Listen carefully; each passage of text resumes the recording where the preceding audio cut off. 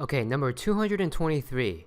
If 5 minus 6 over x equals x, then x, they're basically asking how many different values of x can there be?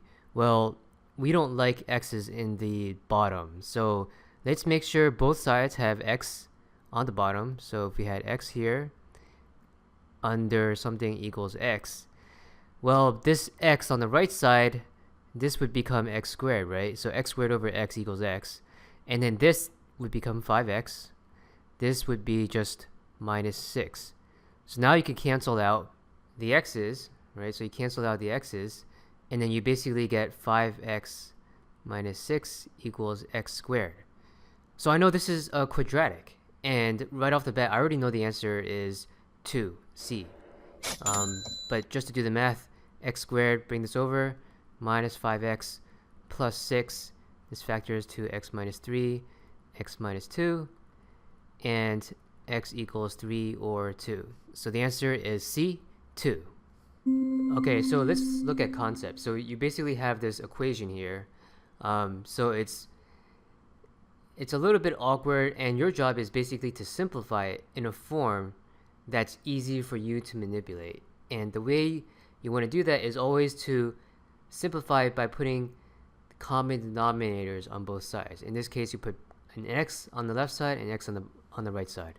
On the left side, well, the 5, if you added an x on the bottom, you have to add it on the top, so it's basically 5x. And then the 6, well, the 6 already had an x on the bottom, so that's just minus 6.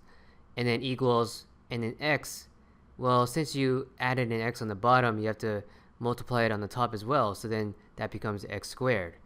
Now you have this, you could just simply cancel out the x's on the bottom, and then you're left with a quadratic, right? So right off the bat, you have a quadratic, and for the most part, quadratics have two solutions, right? Right off the bat, you know the answer is probably 2, C, but if you factor it, you look at this and you're looking for two numbers that add up together that equal minus 5, and those same two numbers, when multiplied together, equal 6.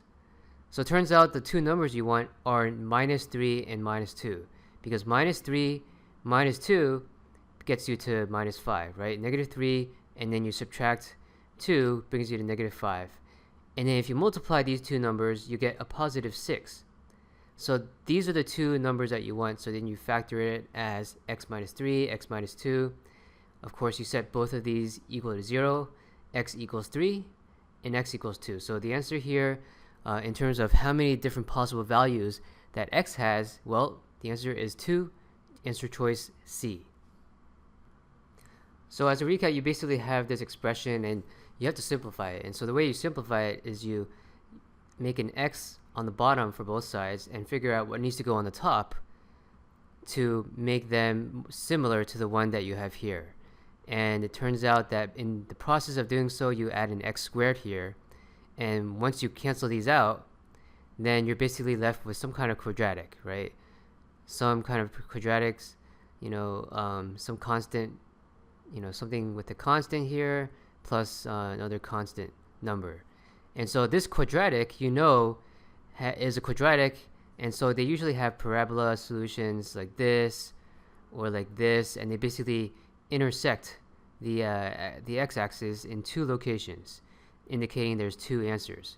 And so basically you can factor this into x something times x something equals 0, and that gets you two solutions.